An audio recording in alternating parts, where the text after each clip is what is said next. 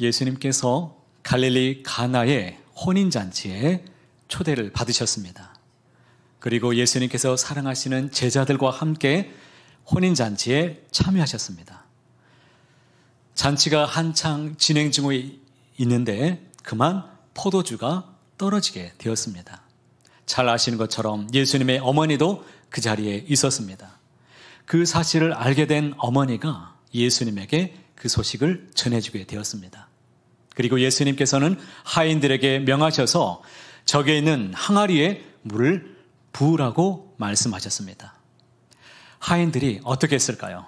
예수님께서 말씀하시는 그대로 가서 항아리에 물을 부었습니다. 아귀까지 가득히 채웠습니다. 자, 여러분 어떻게 되었을까요? 물이 포도주가 되었습니다.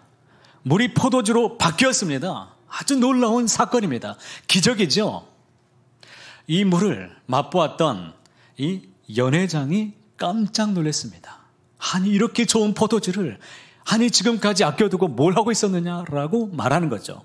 사정을 모르기 때문에 그렇게 말했습니다. 자, 한번 생각해 보십시오. 덜 맛있는 포도주를 맛있게 만들었다면 이것은 놀랄 일이 아닙니다. 누구나 다 이해할 수 있습니다. 오늘처럼 비가 내리는 날, 제가 어렸을 때 부침개를 해 먹었던 기억이 났습니다. 어느 날은 부침개를 해서 먹는데 좀 맛이 심심한 것 같습니다. 그래서 동생들과 함께 부침개를 이렇게 부치면서 거기에다가 반죽을 해서 이렇게 하고 있는데 거기에다가 제가 신비한 마법의 가루를 좀 촥촥 뿌렸습니다. 맛을 좀 더해보려고 그렇게 했습니다. 그랬더니 와우, 얼마나 맛있게요? 너무 맛있었습니다. 와, 이런 맛이 있을 수가. 제가 거기에 무엇을 넣었을까요? 다시다 포도주요? 거기에다가 제가 뭘 넣느냐면 라면 스프를 넣었습니다. 라면 스프를 넣었더니 얼마나 맛있는지. 세계 어딜 가도 라면 스프 하나만 있으면 너무 맛있습니다. 그런데 여러분 생각해 보십시오. 오늘 말씀에 보니까 물이 포도주가 되었습니다. 그것도 제일 맛있는 포도주가 되었습니다. 이것을 어떻게 설명할 수가 있을까요? 예수님께서 거기에 무엇을 타셨을까요? 그렇지 않습니다. 이것은 예수님께서 일으키신 기적이었습니다. 그런데 오늘 이 말씀을 자세히 살펴보면 우리가 참 놀라지 않을 수 없습니다. 왜냐하면 이 기적은 전혀 도저히 일어날 수 없는 상황에서 일으키신 기적이기 때문입니다. 그러니까 예수님께서는 아직 내 때가 이르지 않았다라고 말씀하셨습니다. 그것은 예수님이 하실 수 없다고 말씀하신 겁니다. 그런데 어떻게 되었습니까? 기적이 일어났습니다. 그래서 저는 이 기적을 이렇게 정의하고 싶습니다. 기적이란 무엇인가? 이것은 역설의 하나님의 은혜이다. 역설의 역사다. 저는 이렇게 정의하고 싶습니다. 도무지 기대조차 할 수 없는 상황입니다. 그러나 주님은 뭐든지 하실 수 있습니다. 사랑하는 교우 여러분, 주님은 그 어떤 일도 행하실 수 있습니다.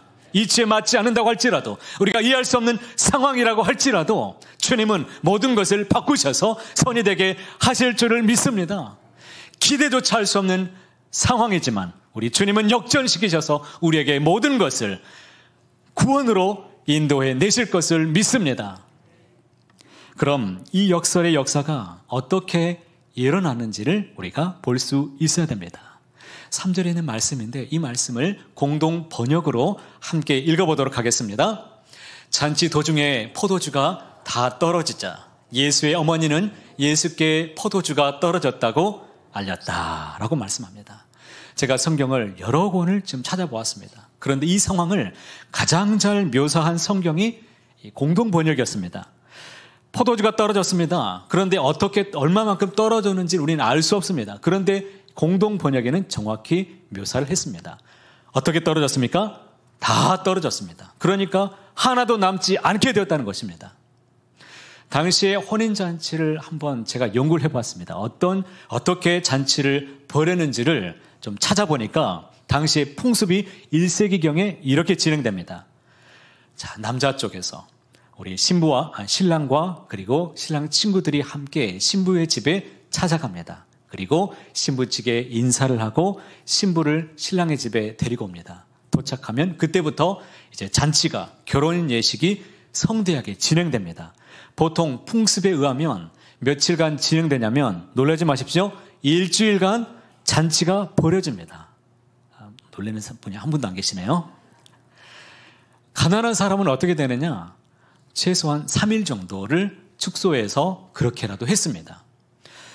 우리가 잘 아시는 것처럼 이 지역은 물이 아주 귀한 동네에 있죠. 그 동네에 가장 많이 나는 것이 무엇이었을까요? 포도입니다.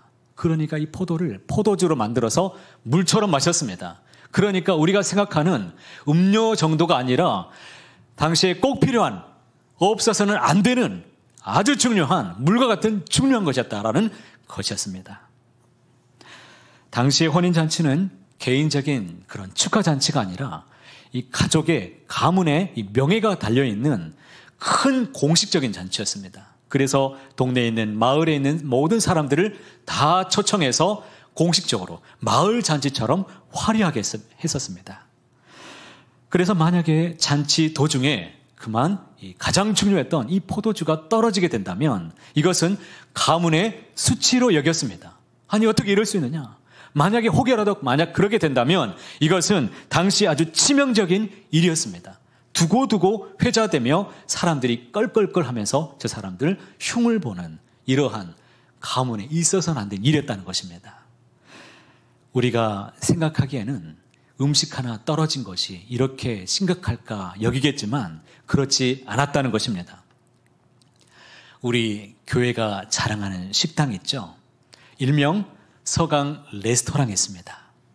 제가 여러 교회를 다 사역하면서 거쳐보았지만 우리 서강교회처럼 이렇게 맛이 좋고 건강한 음식은 유교 사변 이래로 제가 만나보질 못했습니다.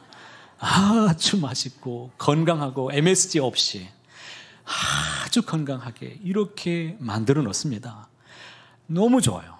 이렇게 먹고 나면 건강한 기분이 들고 예배도 너무 좋습니다. 그렇지 않습니까?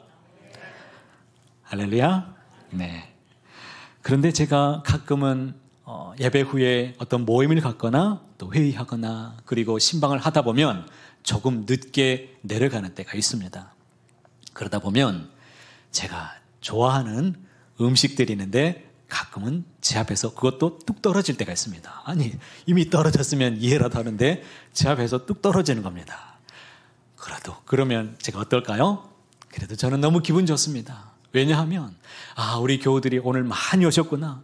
하나님 너무 감사합니다. 너무 좋습니다. 기분이 째집니다. 그냥 좋은 거예요. 봉사자들의 머리에 김이 모락모락 그렇게 피어오르면서 구슬구슬 이렇게 땀을 이렇게 송글송글 맺히는 모습들 보면 어쩔 때는 안쓰럽기도 하지만 하나님께 너무 감사합니다. 하나님, 이렇게 봉사할 수 있고 섬길 수 있는 이 교회 얼마나 감사합니까? 그런데 예수님의 어머니가 지금 말하고 있는 포도주가 없다고 말하고 있는 이 상황은 지금 아주 심각한 상황입니다. 그러니까 굉장히 위기다 이런 거예요. 오늘날로 말한다면 폭망하는 것입니다. 그냥 있을 수 없는 일이 일어난 거예요. 그런데 저는 이 말씀을 묵상하면서 참 놀라운 것은 포도주가 만약에 떨어지지 않았다면 이런 기적이 과연 일어날 수 있었겠는가라는 것이었습니다. 아무 문제 없이 잔치가 성대하게 잘 끝났다면 오늘 성경에 기록된 이 놀라운 사건이, 기적이 일어나지 않았다는 것이죠. 이것이 바로 역설의 은혜입니다. 참 재미있게도 포도주가 떨어졌습니다. 예수님께서는 아직 주님의 때가 아니었다라고 말씀했음에도 불구하고 그 자리에서 기적을 행하셨습니다.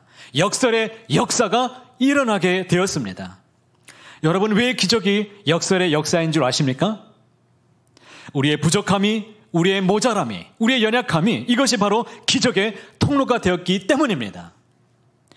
근래에 우리 교우들의 이런저런 형편과 처지를 살펴보면서 제 마음이 많이 무거웠습니다. 건강상의 어려움을 만나서 지금 고생하시는 분들이 점점 늘어나고 또 있는 것을 보니까 제 마음이 너무 많이 아팠습니다. 제가 웃으면서 이렇게 말씀을 전하고 있는 것 같지만 제 마음은 지금 굉장히 아픕니다. 또 어떤 분들은 물질적인 문제 때문에 이것으로 마음고생하시는 분들도 아마 계신 것 같습니다. 청년들 같은 경우에는 제가 예배를 드리러 가봤더니 아직 취업이 되지 않아서 취업의 문제 때문에 마음고생하는 청년들도 많이 있다는 것을 알게 됐습니다. 우리의 사정을 자세히 들여다보니까 물질적인 포도주가 떨어진 것 같기도 하고 또 어떤 분들은 이런 사업장에 이런 포도주가 떨어진 것 같기도 하고 건강상의 문제로 인해서 건강에 포도주가 떨어진 것 같기도 하고 진로의 포도주가 떨어진 것 같기도 하고 관계의 포도주가 떨어진 것 같은 이런 상황들, 그런 여러분의 형편과 처지를 생각하면서 마음이 많이 아팠습니다. 그런데 오늘 본문을 보니까 주님이 저에게 이렇게 말씀을 걸어주셨습니다. 영준아, 포도주가 떨어졌다고 다 끝난 것이 아니야. 포도주가 떨어졌다고 끝난 것이 아니라는 겁니다. 여러분, 건강의 포도주가 떨어졌다고 끝나지 않습니다. 물질의 포도주가 떨어졌다고 망하지 않습니다. 관계의 포도주가 떨어졌다고 우리가 상처 속에 여전히 머물러 있지 않습니다. 진로의 문제 때문에 이 포도주가 떨어졌다고 해서 우리의 미래가 소망이 없음이 아니다는 것을 꼭 기억하시길 바랍니다. 도무지 있을 수 없는 일, 우리의 이치에 맞지 않는, 있을 수 없는 이런 역사의 역사가 지금도 살아계신 하나님께서는 이루실 수 있기 때문입니다. 지금 여러분의 삶 속에 어떤 포도주가 떨어져 있습니까? 주님께서 행하신 기적으로 말미암아 여러분 안에 떨어진 그 포도주가 있다면 오늘 이 시간 가득히 채워지는 은혜가 넘쳐나기를 간절히 소망합니다. 그런데 부족함 그 자체가 기적이 되는 것은 아니라는 것입니다. 이제 우리는 오늘 말씀을 자세히 살펴보아야 됩니다. 부족했다고 해서 다 기적이 되는 일이 아니라는 것입니다. 포도주가 떨어졌습니다. 그건 예수님의 어머니도 알고 있었고 그 자리에 있었던 연회장도 알고 있었고 그리고 그 잔치를 배설했었던 주최 측 여러 사람들도 아마 알고 있었을 것입니다. 그런데 예수님의 어머니가 어떻게 하고 있습니까? 예수님께서 그 사실을 예수님께 알려드리고 있습니다. 포도주가 지금 떨어졌단다. 무슨 말씀입니까? 예수님께 도와달라는 것이죠. 포도주가 떨어졌지만 예수님께서 그 자리에 함께 계시다는 사실을 그 어머니가 알고 있었습니다. 이것이 아주 중요합니다. 우리의 삶 속에서도 문제를 만날 수 있습니다. 그러나 그 현장에 누가 계십니까? 살아계신 하나님, 우리 전능하신 임마누엘의 우리 예수님이 그 자리에 함께 하고 계신다는 사실을 항상 기억해내시기를 바랍니다. 그리고 이 문제를 해결하실 수 있는 유일한 분은 오직 여호와 우리 예수님뿐이라는 사실을 꼭 확신하시기를 바랍니다. 모든 부족함이 다 기적이 되는 것은 아니었습니다. 우리가 뭘 알아야 됩니까? 지금 내가 부족하다는 것입니다. 우리가 삶 속에 살아가면서 느끼면서 경험하니까 내가 지금 부족하구나. 내가 이런 것이 지금 연약하구나. 이게 내가 지금 떨어졌구나 라는 것을 우리는 분명히 알면서 살아갑니다. 그런데 문제는 거기에만 마음이 빼앗긴 채 살아간다는 것입니다. 거기에 함몰되어서 왜 나는 이렇게 힘들까? 왜 나는 이렇게 건강치 못할까? 왜 나는 이렇게 부족할까? 왜 내게만 이런 문제가 생기는 것일까? 라고 치우쳐서 살아간다는 것입니다. 왜 지금도 살아계셔서 내 삶에 함께하고 계시는 그 주님을 보지 못하고 확신하지 못하는 것일까요? 이제는 부족함만 확실하다고 말하지 말고 여러분의 주님을 확신하시기 바랍니다. 우리 주님은 전능하신 하나님이십니다. 예수님의 어머니가 그렇게 했던 것처럼 예수님께 도움을 구하시기를 바랍니다. 시편 121편 1절과 2절 말씀 함께 읽어보겠습니다. 내가 산을 향하여 눈을 들리라. 나의 도움이 어디서 올까? 나의 도움은 천지를 지으신 여호와에게서로다. 아멘. 여러분, 나와 지금도 함께하고 계시는 주님을 향하여 눈을 드시길 바랍니다. 나를 도우실 수 있는 분, 나를 지으시고 천지를 지으신 오직 주님이 항상 함께 계심을 꼭 기억하시기를 바랍니다. 시편 46편 1절 말씀도 함께 읽어보겠습니다. 하나님은 우리의 피난처시요 힘이시니 환난 중에 만날 큰 도움이시라. 환난 중에 만날 어떤 도움? 큰 도움이라고 말씀하십니다. 큰 도움. 성경을 찾아보니까 원어로 보면 에즈라라는 이 원어를 쓰고 있는데 결정적인 도움입니다. 하나님께서 이 상황을 역전시켜 주시는 도움이십니다. 절대적인 확실한 은혜입니다. 환난 중에 만날 큰 도움이란 하나님께서 멀리 계신 분이 아니시고 가까이 계셔서 우리의 상황을 면밀히 지켜보신 하나님이 가장 좋은 것을, 가장 필요한 것을, 결정적인 것을, 확실한 것을, 가장 내게 꼭 필요한 은혜를 확실하게 주신다는 말씀이십니다. 성경은 우리 성도들에게 아무런 어려움이 살 것이다 라고 말씀하지 않았습니다. 이런 약속을 주신 바가 없지요. 죄 많은 세상에서 우리도 때때로 어려운 일을 만납니다. 휩쓸려서 살아가다가 나도 어려운 일을 경험할 때가 있습니다. 그러나 그때마다 주님께로 피하는 자는 하나님께서 도와주시는 능하신 힘으로 말미암아 일어서게 될 줄로 믿습니다. 이것이 바로 하나님의 약속이죠. 주께로 피하는 자는 반드시 주님이 주시는 도우심을 입게 될 줄로 믿습니다. 그러니 하나님은 우리의 피난처가 되시고 힘이심을 꼭 기억하시기를 바랍니다. 헤롯이 교회의 사도들을 핍박했던 적이 있었습니다.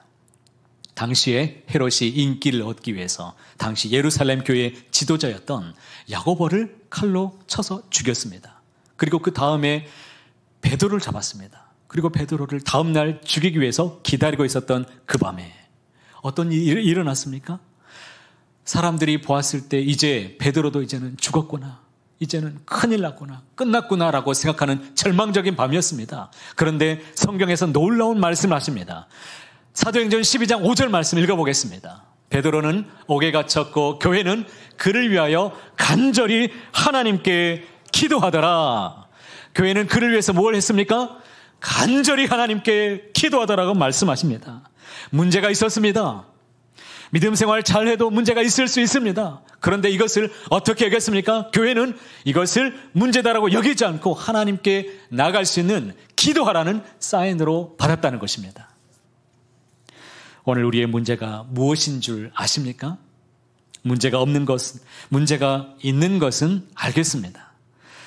저분도 아프신데, 저분도 아프셔. 아니, 저분도 아프셔? 아니, 이분까지 아프셔? 그래서 어쨌다고요? 그래서 큰일 났습니까?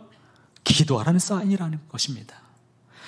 요즘 다른 지체들에게 아픔이 있다는 것을 잘 알고 있습니다. 그런데 나 살기도 지금 참 바쁘죠. 허덕이면서 살아갑니다.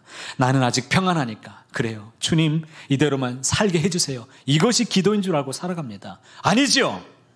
성경에서 가장 확실한 기도 응답에 대해서 가르쳐 주셨습니다. 가장 확실한, 빠른, 정확한 기도 응답이 무엇일까요? 그것은 바로 중보적 기도입니다. 중보기도가 아닙니다. 중보기도는 오직 주님만이 하나님 앞에서 드릴 수 있는 기도지요. 우리는 중보적인 기도를 드릴 수 있습니다. 예수님처럼 기도할 수 있다는 것입니다. 누구를 위해서? 다른 사람들을 위해서 기도할 때 부메랑이 되어서 그것이 반드시 나에게 복과 은혜로 다시 돌아오는 놀라운 은혜, 이것이 바로 중보적인 기도입니다. 욥기 42장 10절에 정확하게 이렇게 말씀합니다. 욥이 그의 친구들을 위하여 기도할 때 여호와께서 욥의 곤경을 돌이키시고 여호와께서 욥에게 이전 모든 소위보다 갑절이나 주신지라. 욥은 친구들의 잘못을 대신해서 그가 회개하며 하나님 앞에 간구하며 기도합니다. 자기의 마음을 아프게 하고 찔리게 하고 고통을 줬던 친구들이었지만 그들을 위해서 하나님 앞에 기도합니다. 그랬더니 어떤 일이 일어납니까? 그의 인생이 오히려 더 하나님께서 회복시켜 주시는 놀라운 은혜의 역사가 일어나게 되었습니다. 이것이 바로 역전의 놀라우신 하나님의 은혜입니다. 남을 위한 기도가 자기 회복의 통로가 되었습니다. 그 사람에게도 복이 되지만 나에게도 반드시 복으로 돌아오는 것이 바로 이 중보적인 기도라는 것입니다. 그러니 살아가시면서 기도가 막힐 때, 기도가 잘 나오지 않을 때, 기도응답이 안 된다고 생각되는 그 순간에도 남을 위해서 기도하는 이 기도만큼은 절대로 포기하지 마시기를 바랍니다. 반드시 여러분을 회복시켜 주시고 일으켜 주실 것을 믿습니다. 우리의 문제는 답을 모르는 것이 문제가 아니라 문제를 모르는 것이 바로 문제입니다. 문제가 무엇인 줄 아십니까? 부족함? 아니요. 우리의 부족함, 나약함, 이것이 문제가 아닙니다. 부족한데도 불구하고 주님께 나와서 요청하지 않는 것이 문제죠. 그 모든 상황을 끌어안고서 주님 앞에 가지고 나와야 되는데 그렇지 않는다는 것입니다. 여러분, 모든 부족함이 기적이 되는 것은 아닙니다. 그러나 그 부족함을 가지고 하나님 앞에 가지고 나오는 그 사람에게 하나님께서는 그 부족함도 채워주시는 전능자이신 하나님을 반드시 경험하시기를 바랍니다. 5만 번 이상 기도 응답을 받았던 우리는 이 조지 뮬러를 잘 알고 있습니다. 그는 이런 유명한 말을 남겼습니다. 이 세상에는 단 하나의 빈곤이 있을 뿐이다. 그것은 바로 기도의 빈곤이다라고 이렇게 말했습니다. 기도가 메마르면 신앙이 약해지죠. 우리의 사명감도 우리의 생명력도 다 힘을 잃고 약해지게 되는 것입니다. 기도 없는 교회는 그래도 프로그램을 그래도 왕성하게 할 수 있습니다. 모양새에 볼 때는 아무 문제 없이 기도하지 않아도 프로그램을 많이 할 수 있습니다. 그런데 여러분, 절대로 열매는 이 빈곤한 교회가 되고야 말 것입니다. 그러나 기도하는 사람은 빈곤 속에서도 부유함을 누리게 될 것입니다. 약함 속에서도 강하게 되고 막힘 속에서도 하나님께서 길을 활짝 열어주시는 놀라운 능력을 경험하게 될 것을 믿습니다. 오늘 말씀에 보니까 예수님의 어머니 마리아는 뜻밖의 위기를 만나게 되지요. 4절에 이렇게 말씀합니다. 예수께서 이르시되 여자여 나와 무슨 상관이 있나이까 내 때가 아직 이르지 아니하였나이다. 도움을 요청했던 어머니로서는 굉장히 당황스러운 상황입니다. 마치 예수님께서 요청을 거절하신 것 같은 이런 상황이죠. 그것도 여자여라는 이 호칭과 나와 무슨 상관이 있나이까 라고 하는 이 말은 예수님이 아니 어머니한테 이렇게까지 말할 수 있나? 아주 냉정하게 들리는 말씀같이 보여집니다. 그런데 여자여라는 이 표현은 귀나이라는 이 원어를 쓰고 있는데 이것은 그 어머니를 최고로 존경하며 칭해주는, 높여주는 아주 그런 귀한 단어입니다. 오늘 말씀을 듣고 가서 아내에게 여자여라고 그렇게 얘기는 하지 마십시오. 할킴을 당할 수 있습니다. 당시에는 이렇다는 겁니다. 예수님께서 십자가상에서 어머니에게 다시 한번 귀나이라고 불렀던 적이 있었습니다. 사랑하는 어머니에게 가장 존경하고 정말 칭송하는 그 마음을 담아서 귀나이라고 불렀던 겁니다. 나와 무슨 상관이 있나이까? 라는 이 표현도 거절하심이 아니었습니다. 이것은 지금 당신이 원하는 방식대로는 내가 할 수 없습니다. 라는 이런 겸손의 표현이었죠. 예수님께서는 어머니의 요청을 들어주시되 하나님의 때에 하나님의 방법으로 이렇게 응답하시겠다라는 의미로 이렇게 말씀하셨던 것입니다. 내 때가 아직 이르지 아니하였다. 이 말씀도 뜻을 보면 아주 중요한 신학적인 개념이 이 안에 담겨 있습니다. 그러니까 예수님의 사역에는 하나님의 정확한 때가 있었다는 것입니다. 이것을 영어로 보니까 이 카이로스라는 단어를 쓰지요. 이것이 무슨 말입니까? 하나님의 시간입니다. 우리 주님의 모든 사역은 카이로스, 하나님의 때가 있었고 정확한 그때에 이루어지는 일들이었습니다. 예수님께서 말씀하시는 내 때는 궁극적으로 십자가의 때를 말하고 있습니다. 그런데 여기에서는 구체적으로 이 공적인 사역, 이 공생애를 시작할 때가 되었다는 것을 의미하고 있습니다. 예수님께서는 아직도 때가 이르지 아니하였다라고 말씀하시면서도 결국에 기적을 행하셨습니다. 이것은 예수님께서 어머니의 믿음을 보시고 하나님의 영광을 나타낼 순간이 이제 이르렀다는 것을 아시게 된 것입니다. 아직 내 때가 이르지 않은 줄 알았지만 이것이 바로 하나님의 때가 되었다는 것을 예수님이 알게 되신 것입니다. 사랑하는 성도 여러분, 우리는 모든 것이 내 계획과 내 시간표에 정확히 그때에 주시기를 원합니다. 하나님, 제가 지금 너무나 어렵습니다. 지금 이루어 주셔야 됩니다. 지금 이게 이루어지지 않으면 안 됩니다. 라고 하는 이런 제목들이 있습니다. 그러나 하나님께서는 완벽한 시간표를 가지고 우리 모든 인생을 선하신 구원의 방향대로 우리 각 사람을 인도하고 계심을 꼭 믿으시기를 바랍니다. 때로는 우리가 원하는 것이 당장에 이루어지지 않을 수도 있습니다. 그러나 예수님께서는 때가 이르지 않았다고 하신 것은 거절하심이 아니요 더 좋은 때에 더 좋은 방법으로 하나님께서 주신다라는 약속이었습니다. 그러니 우리의 기도가 막힐 때 아직 응답이 이루어지지 않고 있다고 해서 낙심하지 마시고 반드시 하나님의 때에 좋은 것을 주실 것을 기다리는 믿음으로 살아내시기를 주님의 이름으로 축복합니다. 5절 말씀 함께 읽어보겠습니다. 그의 어머니가 하인들에게 이르되 너희에게 무슨 말씀을 하시든지 그대로 하라 하니라. 마리아의 반응이 아주 놀랍습니다. 표면적으로는 거절당한 것 같은 상황이지만 마리아는 포기하지 않았습니다. 오히려 하인들에게 무슨 말씀을 하시든지 그대로 하라라고 이렇게 말하고 있기 때문이죠. 이것이 바로 진정한 믿음입니다. 마리아는 예수님께서 분명히 무엇인가를 하실 수 있다는 것을 믿었습니다. 이것이 중요하죠. 마리아는 절대 순종하는 믿음이 있었습니다. 그래서 하인들에게 예수님께서 무엇을 말씀하시든지 그 말씀을 그대로 순종하라 이렇게 당부했던 것입니다. 사랑하는 성도 여러분, 마리아의 이 말이 있고 난 후에야 어떤 일이 일어났습니까? 예수님의 첫 번째 기적이 일어났습니다. 내 때가 아니었지만 하나님의 때를 앞당겨 버렸습니다. 여러분, 순종이 기적의 역사가 통로가 된다는 것을 기억하시기 바랍니다. 순종이 제사보다 낫습니다. 순종이 가장 뛰어난 응답이 되는 것입니다. 내게 이해되지 않아도 상식적이지 않는다고 할지라도 주님 주신 말씀을 그대로 믿고 약 물고 눈물 나도 그 자리를 걸어서 내신다면 반드시 축복이 될 줄로 믿습니다. 사랑하는 성도 여러분, 많이 힘드신 일이 있으십니까? 어려운 일이 있으세요? 누군가에게 말할 수 없는 사정이 있으십니까? 내 인생에 떨어진 포도주가 도대체 무엇입니까? 물질의 포도주입니까? 건강의 포도주입니까? 관계의 포도주입니까? 사업의 포도주입니까? 진로의 포도주입니까? 그것이 무엇이든지 하나님 앞에 다 가지고 나오시길 바랍니다.